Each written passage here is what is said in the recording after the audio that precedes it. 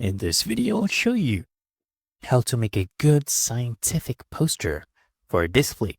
And you can do this with Stable Diffusion online. Okay? But make sure you just include this ratio 1.4 to 1. And then go ahead and write something like, a science lab. Okay? Or the anatomy body, right? We'll go ahead and do realistic. And then just go ahead and click on generate right here. Okay.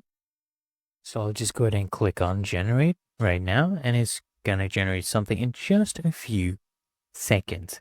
While it's doing that, I'll show you what you need to do in your image editing software. For example, I'm using Photoshop. You can do this in even paint.com or even Canva, right? Click on new.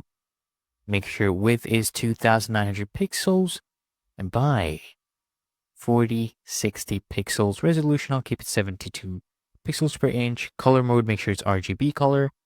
Press on OK. Now let's go back. See our image that has been generated.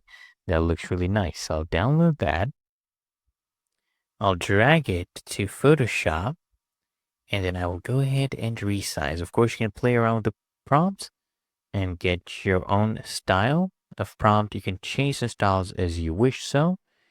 I'll get rid of this watermark right here by dragging it down a little bit more. And there we go. It's not visible anymore.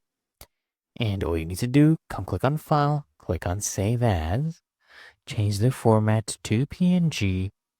We'll name this Science Lab. Okay? And then click on Save. Now we're just waiting for Photoshop to save it. Once we press OK in the smallest or slow compression, it's currently saving, so we'll wait for that to be done.